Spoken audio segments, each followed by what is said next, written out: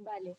Bueno, buenos días. Estamos con Cristina Fernández Piñeiro, la primera árbitra en pitar a nivel nacional e internacional. Y bueno, nos gustaría que nos contase un poquito toda su trayectoria. Para empezar, ¿cómo entró en el mundo del balonmano? Bueno, yo entré en el mundo del balonmano en la escuela. Yo fui a un colegio público desde pequeña. Tengo que además decir que yo toda mi preparación, soy maestra, soy profesora desde hace 30 años y todos mis estudios los hice en la escuela pública.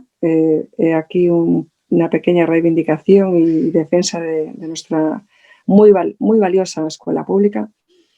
Y aquí pues tuve la suerte de poder, ¿cómo diría yo?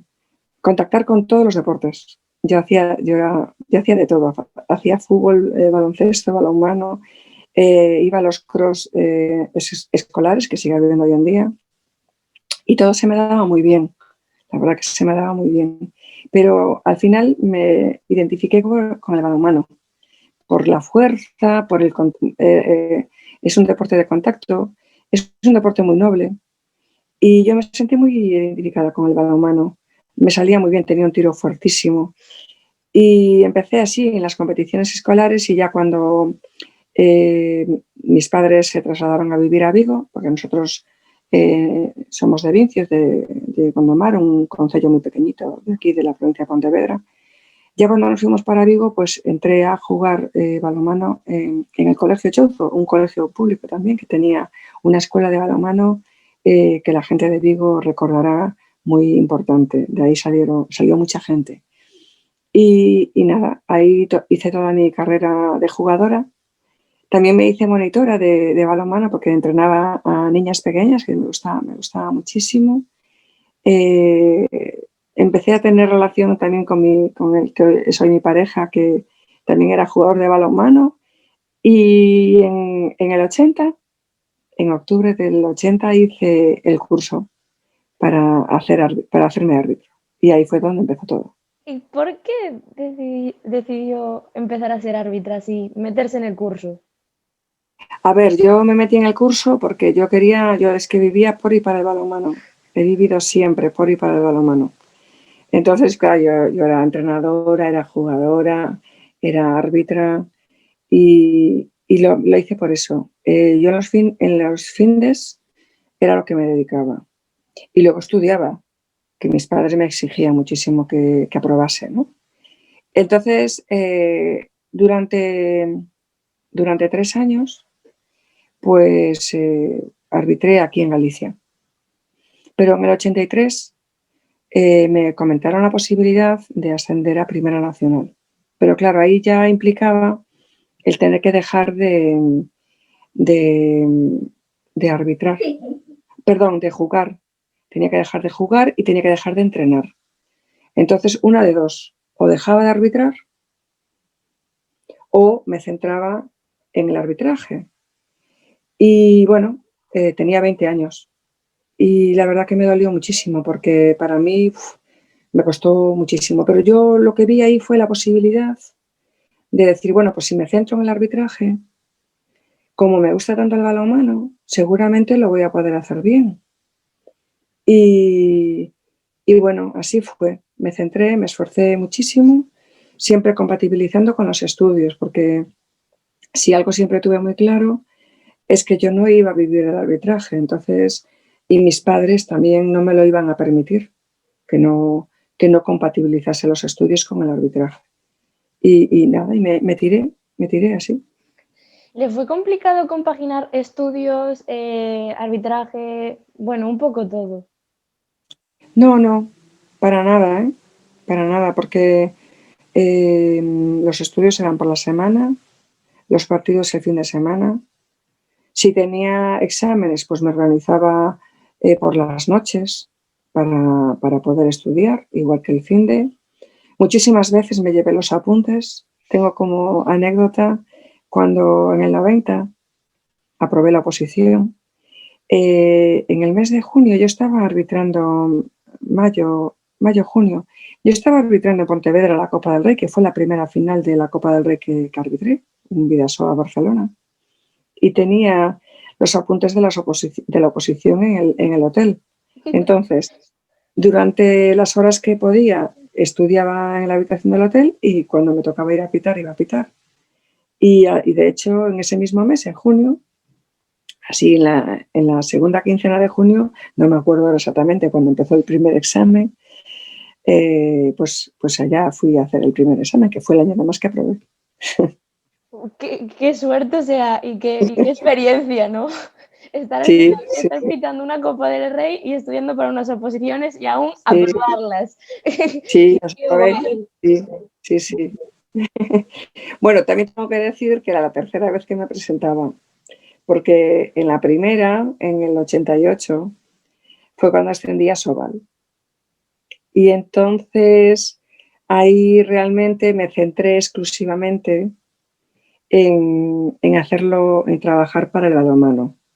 Y puse en un segundo plano los estudios, pero sabiendo que tenía que pasarme ese mal trago de presentarme no teniendo bien preparada la oposición.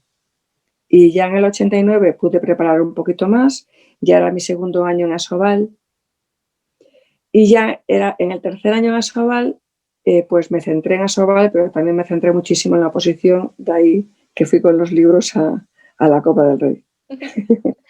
Centrándonos en la primera vez que subió a Sobal, usted tiene, ¿cómo decirlo?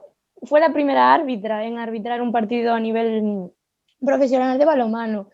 Todo ese recorrido en todo ese recorrido tuvo muchas dificultades. Siempre, siempre tuve muchas dificultades. Lo que pasa es que en el momento en el que superé esos primeros años, a base de trabajar muchísimo, también tengo que contar que tuve muchos apoyos, porque yo si no hubiese tenido los apoyos, pues hablo de personas como pues Alejandro Codinac, Ramón Collazo, Juan de Dios Román, fueron apoyos, bueno, Domingo Bárcenas, fueron apoyos fundamentales, fundamentales, porque, claro, había una forma de pensar la sociedad que también pasa hoy mucho en día.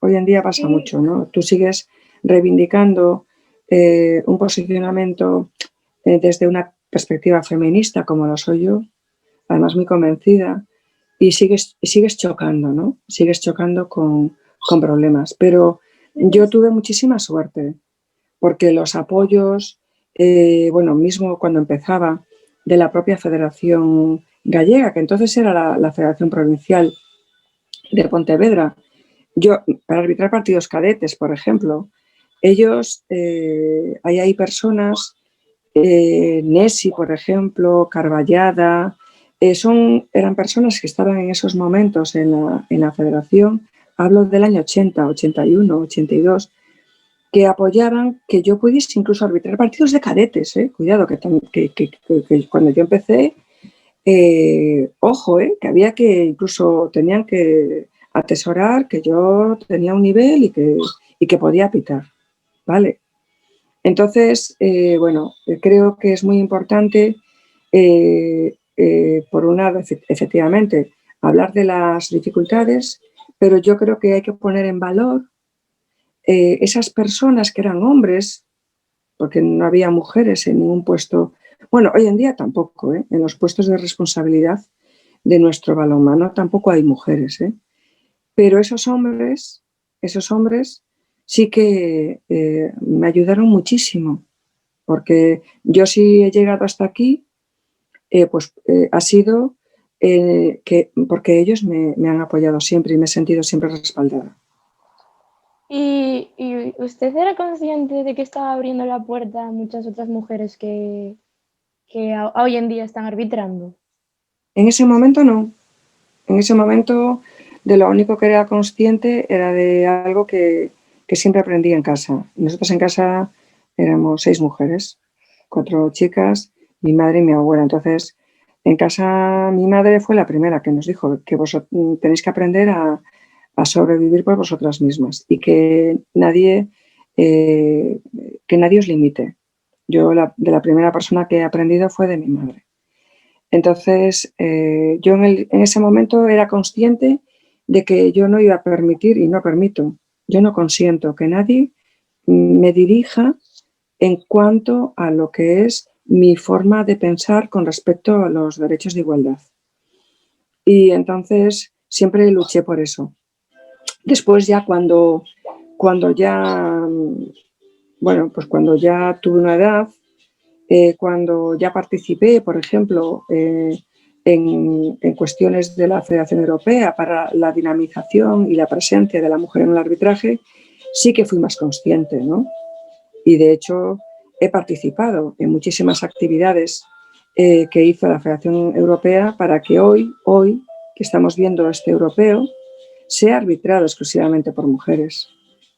Y de hecho yo me siento profundamente orgullosa y no me canso de felicitar a la Federación Europea, porque de verdad está haciendo el trabajo que hay que hacer.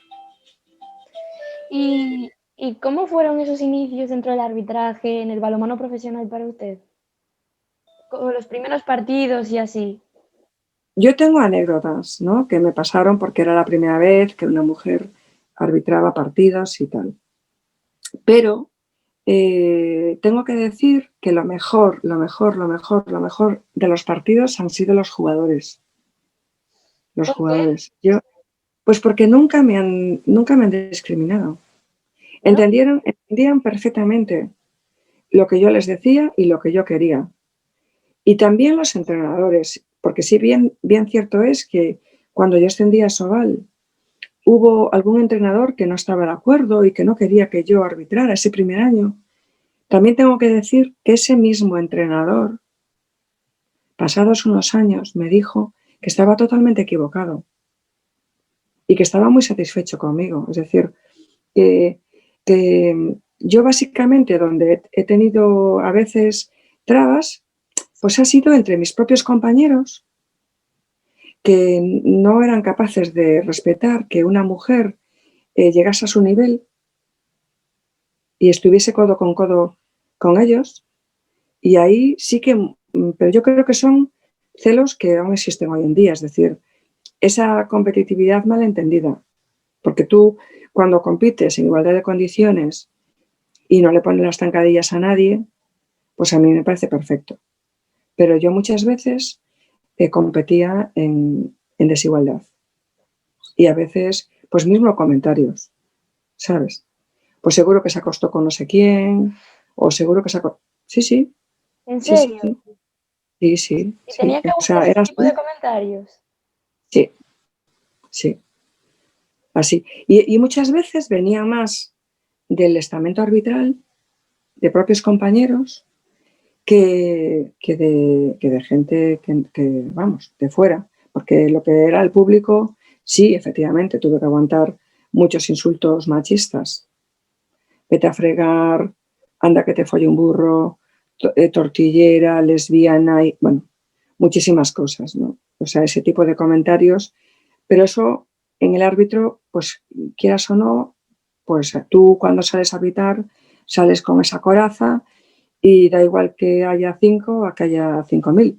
Es decir, bueno, pues el público se manifiesta muchas veces con comentarios que son machistas, que son muy desafortunados, pero realmente yo no conozco al público. Pero cuando viene de gente que tú conoces, es muy duro. Es muy duro. Yo, por ejemplo, siempre cuento como anécdota. Yo en el 93, y ahora estos días, además que falleció Juan de Dios, pues tengo que decir que en el 93, si no hubiese sido por la acción que él hizo de Juan de Dios Román con la Federación Internacional, yo no tenía parejas con las que arbitrar, porque había mujeres de los árbitros que no le permitían arbitrar conmigo, porque opinaban que nadie estaba libre de una noche de truenos. Y es más, siempre lo digo, porque yo en el 93 ya estaba casada, llevaba 2 años casada. Es decir, que no tiene nada que ver, que cada uno hace de su vida lo que le da la gana. Pero no les costaba nada verter esas opiniones. Y yo en el 93, en junio del 93, no tenía pareja arbitral y no podía continuar en la competición internacional. Y gracias a Juan de Dios, que mantuvo las conversaciones necesarias a nivel internacional para que una pareja española hiciese el curso ese verano en Francia, que fueron Paco Huguet y Pablo Permuy. Ellos aprobaron el curso y ya, una vez que aprobaron el curso, Pablo Permuy ya formó pareja conmigo desde la temporada 93-94 hasta que él dejó de arbitrar en el 2005. Que arbitramos juntos. La despedida fue la final de la Copa del Rey en el 2005 en Pontevedra, que era un Valladolid-Barcelona. Y hablando de su etapa en el balonmano internacional, ya más o menos me lo respondió, pero ¿encontró otro tipo de dificultades? Porque ya que no tener pareja de arbitrar, para arbitrar, o sea, ya... A ver, las dificultades estaban, aunque ahora veamos este campeonato de Europa, pitado íntegramente por mujeres, los países del este, por ejemplo, eran súper reacios a la presencia de una mujer.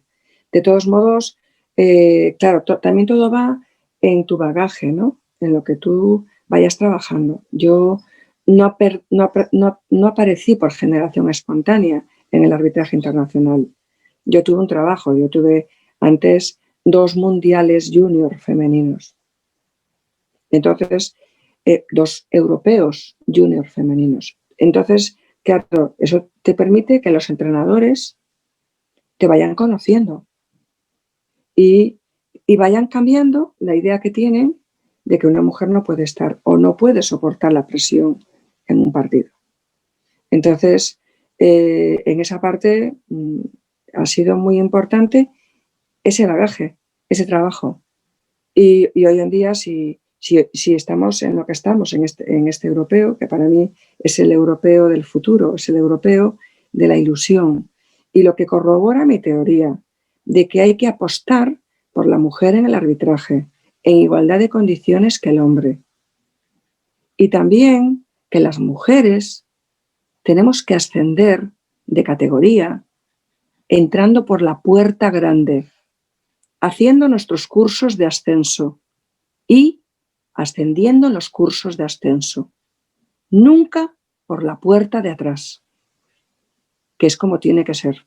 Porque hay mujeres árbitras muy buenas, muy buenas. Y en igualdad de condiciones con los hombres, también tienen derecho a entrar en la categoría que le corresponda por la puerta grande, como se merecen. ¿Crees que actualmente se le está dando esa importancia que se merecen? Yo creo que sí, porque precisamente la decisión de la Federación Europea de nombrar este europeo con parejas femeninas, pues yo creo que lo ratifica. Sí, sí. El problema es quién no quiere aprender. Y quien no quiere aprender, pues es su problema. Pero yo creo que ahora todo el mundo ha tenido una lección muy importante para poder aprender. Y espero que aprendan. ¿Consideras, ya en relación con esto, que aún quedan pasos que dar?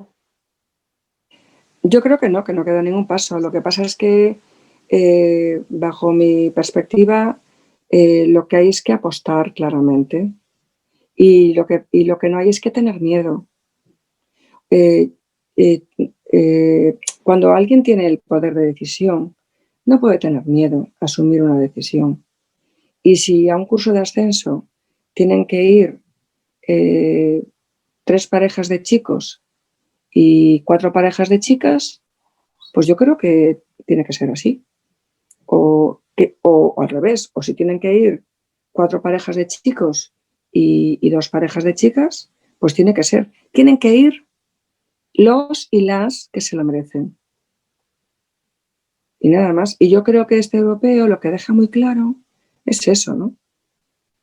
Creo que deja muy claro de que tenemos que dejar de titubear en las decisiones y darle a las mujeres que arbitran bien lo que se merecen. Y lo que se merecen es ir a los cursos de ascenso igual, en igualdad que sus compañeros. Hacer los cursos de ascenso. Yo creo que tiene que ser así. Y ya volviendo a usted, ¿por qué dejó de arbitrar? ¿Por qué tomó esa decisión? Pues mira, yo siempre eh, he pensado en no retirarme a los 50 años. Yo ahora mismo tengo 57, ¿vale? Me retiré cuando iba a cumplir 44. Estaba en lo mejor de mi carrera arbitral, pero surgió la circunstancia de que, bueno, yo participé en el gobierno bipartito entre el 2005 y el 2009. Yo estaba en la Dirección Xeral para el Deporte. Yo soy una persona militante del Bloque Nacionalista Galego y estaba en ese momento, desde el 2005 al 2007, llevaba la Jefatura Provincial de Deportes de la provincia de Pontevedra, pero hubo cambios en la Dirección Xeral para el Deporte y a mí me propusieron irme como jefa de gabinete en la Dirección Xeral para el Deporte en Santiago, para estar con la nueva directora xeral para el deporte, Marta Souto, que era la primera vez que se nombraba también a una mujer en este puesto. Claro, a mí me pareció muy importante, muy interesante participar de ese proyecto. ¿Y qué pasaba? Pues que al estar en Santiago no podía centrarme en el arbitraje. No podía arbitrar pensando en que no tenía tiempo para entrenar. No podía entrenar. Entonces a mí eso me agobiaba muchísimo porque yo preparaba muy bien todos mis partidos. Entrenaba, bueno, 3 días o más. Y además muchas veces incluso era tan meticulosa con los entrenamientos que incluso muchas veces adaptaba por lo menos 1 o 2 días del entrenamiento de la semana a entrenar a la misma hora del partido. Entonces, ese trabajo todo no lo podía hacer y a mí me restaba muchísima seguridad. No podía pensar en que iba a arbitrar un partido, iba a cometer un error muy grande. Los árbitros siempre nos equivocamos, pero que iba a tener un error muy grande por cansancio, por no estar bien entrenada. Entonces, lo más honesto que me pareció fue retirarme. Y de hecho me retiré pues, el 9 de septiembre, pitando en la final de la Supercopa entre el Ciudad Real y el Barcelona. Hablé con la Federación Española, le expliqué mi situación y la verdad que tengo que agradecer en ese momento al presidente de árbitros, Luis Colmenero, y le tengo que agradecer muchísimo que considerase oportuno que me pudiese despedir en la final de la Supercopa. Al igual que tengo que agradecerle muchísimo a mi compañero Enrique Ríos, que la verdad que sí que siempre pienso en que lo dejé bastante tirado porque se quedó sin pareja, tuvo que adaptarse a una pareja nueva. Cuando acabábamos de arbitrar en el 2006 un europeo en Suecia, como el que estamos haciendo hoy, y que nos quedaba una perspectiva muy interesante. Pero yo, la verdad que en ese momento pesó más mi ideario político desde una perspectiva feminista con el objetivo de trabajar desde una dirección xeral pues por los derechos de la mujer en el deporte, que es donde más vapuleado, creo, bueno, en muchos ámbitos nos podemos sentir vapuleadas, pero yo creo que en el ámbito del deporte especialmente creo que es donde hemos avanzado menos. ¿Y se arrepiente de haber tomado esa decisión? No, nunca me arrepentí, no. No, es lo correcto. Yo creo que si no lo hubiese dejado ese año, pues a lo mejor lo hubiese dejado 1 año o 2 años después, ¿vale? Porque yo nunca había pensado en retirarme a los 50, yo quería retirarme pues eso con 46. Igual me hubiese retirado con 46 o 47. O sea que como mucho estaría 3 años más. O sea, lo hubiese hecho casi igual. Por eso, pues di por bien empleado cambiar en esos momentos la pista por el trabajo en la Dirección Xeral para el Deporte, ¿vale? O sea que no me siento, no. Y durante su etapa en la Dirección Xeral para el Deporte, ¿qué función tenía? O sea, ¿qué papel Pues, desempeñaba? pues era pues básicamente elaborar iniciativas en beneficio del deporte gallego, qué duda cabe, pero yo particularmente me ocupaba mucho de los proyectos en beneficio del deporte femenino. Entonces, evidentemente, pusimos en valor muchísimas iniciativas de los clubs y sobre todo de aquellas entidades deportivas que apostaban por el doble trabajo, es decir, por mantener, digamos que, deporte base para hombres y para mujeres, porque muchas veces, y seguimos viendo en la actualidad, que prevalece mucho las entidades deportivas que se centran exclusivamente en apostar por la competición masculina. Entonces, nosotras teníamos mucho interés también en apostar y en buscar subvenciones desde el ámbito institucional para aquellas entidades deportivas que apostaban también por la práctica del deporte femenino. Y de hecho, en esa etapa también se consiguió que se incrementara muchísimo el número de licencias femeninas. Sí. Y bueno, ya como caminando en toda su trayectoria, formo parte de la Federación Española de Balonmano, en el Sí, comité, si no me equivoco, en el comité técnico de árbitros, ¿no? sí. ¿Me podría explicar un poco qué hacía en ese apartado de la selección? O sea, ¿qué papel desempeñaba usted? Bueno, pues yo, pues allá por noviembre del 2016, Pablo Permuy me pidió que ocupase el puesto de responsable de la mujer en el arbitraje femenino español. La verdad que, bueno, llevaba, pues en noviembre del 16 tenía mis hijos 5 años y estuviera, pues eso, al margen de todo, porque nacieron con muchísimas dificultades, son mellizos, sobre todo la niña tenía muchísimas dificultades para poder salir adelante y entonces yo me centré exclusivamente en mi labor como madre, pero básicamente porque me necesitaban por su salud. Entonces yo le expliqué que, bueno, que la verdad que me ilusionaba muchísimo la idea porque además yo quería volver a reenganchar con el balonmano, quería ser delegada europea como lo soy ahora, ¿no? Y le dije que, bueno, que tenía muchas limitaciones por los viajes, no podía hacer muchos viajes porque, bueno, mis hijos aún me necesitaban. Hoy ya viajo un pelín más porque ya tienen 9 años y, bueno, me puedo organizar mejor en casa, incluso con mi marido y todo. Pero, claro, en aquel momento era muy difícil, ¿no? Y ahí arrancamos. Entonces, bueno, en cualquier caso, mi compromiso siempre fue totalmente desinteresado. Es decir, fue siempre una colaboración sin percibir ningún tipo de sueldo, como es de esperar, ¿no? Y bueno, y ahí arrancamos. Ya en marzo-abril del 2017 se hizo aquí la Copa de la Reina en Oporriño y entonces ya establecimos, estuvo también aquí Fuensanta, eh, eh, establecimos un punto de arranque, ¿no? Recuerdo que tuvimos una reunión, Fuensanta, yo, Pablo y Miguel Ángel Valero, para eh, para establecer las bases de lo que sería el proyecto de la mujer en el arbitraje español. Y bueno, entre ellas estaba, pues, lógicamente, que tendríamos que ser tratadas en igualdad de condiciones que nuestros compañeros, o, bueno, pues, que no era nuestro objetivo sacar mujeres sin nivel.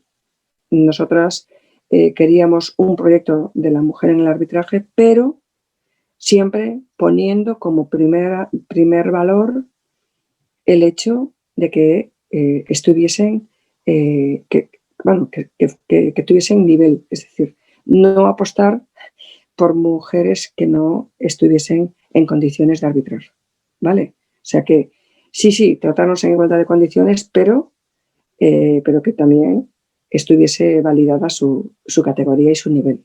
Que eso para mí también era muy importante. Y bueno, y ahí arrancamos. Arrancamos con muchísima ilusión. Yo fui a un primer curso como delegada que no lo superé, no por los conocimientos, sino porque debía mejorar mi inglés. Y bueno, luego hice un esfuerzo muy grande por mejorar y por evolucionar. Y por suerte, pues en el 2019, en el mes de mayo, pues sí que lo superé. Fui a Hungría y superé ese curso como delegada, que para mí es algo que me enorgullece muchísimo, porque puedo seguir en contacto con el balonmano europeo y del cual me siento profundamente orgullosa haber podido acceder. Y ahí está mi trabajo. Lo que pasa es que el año pasado, más o menos, pues eso, a finales de diciembre, pues Pablo Permuy consideró cesarme por falta de confianza en mi persona. Y entonces, pues me cesó. Por falta de confianza en su persona. Sí. Y a pesar de todo eso, está contenta con su trabajo y con todo lo que ha conseguido, ¿no? En este Pues año. sí, estoy muy contenta porque siempre he hecho lo que tenía que hacer. Cuando he tenido que denunciar cuestiones, las he denunciado. No le debo nada a nadie.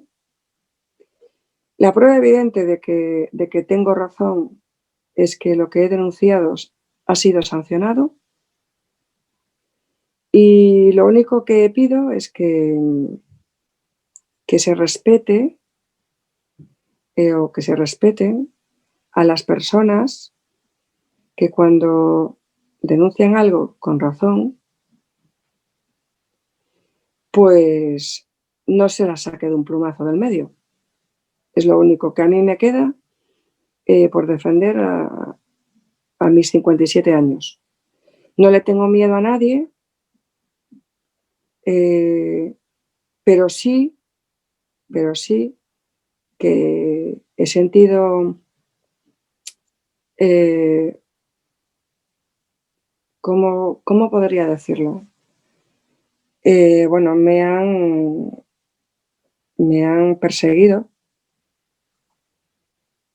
con lo peor que se puede perseguir a una persona cuando realiza las cosas sin haber cobrado, además, y nada, ¿no? Me han perseguido, incluso amenazándome con procesos judiciales. Sí. Y entonces, pues yo únicamente tengo que estar callada, en no seguir denunciando lo que he denunciado, y, y pensando en que a lo mejor cualquier día me llega una cartita o un burofax, pues con alguna amenaza. ¿Y usted cómo vive con esa presión? Si ya el tema dentro de lo Bueno, que cabe está solucionado. eh, está solucionada porque se ejecutó Claro, una sí. sanción. Pues hoy en día la ley de protección de datos es una ley que ampara muchísimas cuestiones. Yo me he sentido totalmente desamparada porque eh, hay una carta que ha salido de la Federación Española donde se dice que a mí se me cesa porque, ¿cómo es que se dice? Porque he faltado a la confianza.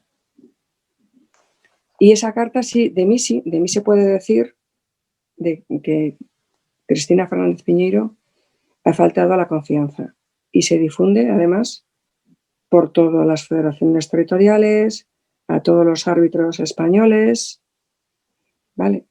Y se difunde. Pero a mí se me amenaza con ojito, con decir ningún nombre o dar datos, porque me pueden denunciar. Y yo, lógicamente, todo lo que hice siempre fue de forma gratuita. Es más, los propios burofax que se han enviado los he pagado de mi bolsillo. Es decir, luego incluso me han pedido que colaborase en el Campeonato del Mundo, aquí en Galicia. Y ahí estuve en Vigo, en la sede, todos los días, de la mano de Pepe Lanchar y de Jaume Fort. Ahí estuvimos los tres codo con codo, junto con gente que fue voluntaria. Y ahí estuve, contaron conmigo, además, para ir. Y además también estuve de una forma totalmente desinteresada, es decir, no he colaborado como un voluntario más en ese mundial. Y lo único, el mundial acabó el 27, me parece, el 27 de julio. Yo me fui el 26. Me perdí la final, pero porque tenía un viaje programado para ir a Polonia y nos fuimos el 26. Pero yo hasta el día 25 de julio estuve hasta las 11 de la noche, así, todos los días codo con codo, con la gente. Y lo único que yo puedo decir de mi trabajo por y para el balonmano es que sí, siempre defendí aquello en lo que yo creo y que no hubo nadie nunca que me intentase manipular, aunque sí lo han intentado. Y efectivamente este miedo con el que vivo me supone a veces una situación bastante complicada, muy complicada. A veces el estado de ánimo no es el que yo quisiera tener, porque sí que me he sentido totalmente, la palabra creo que es amedrentada o asustada por esas amenazas, ¿no? Y que aún ahora mismo no sé qué va a salir de esta grabación.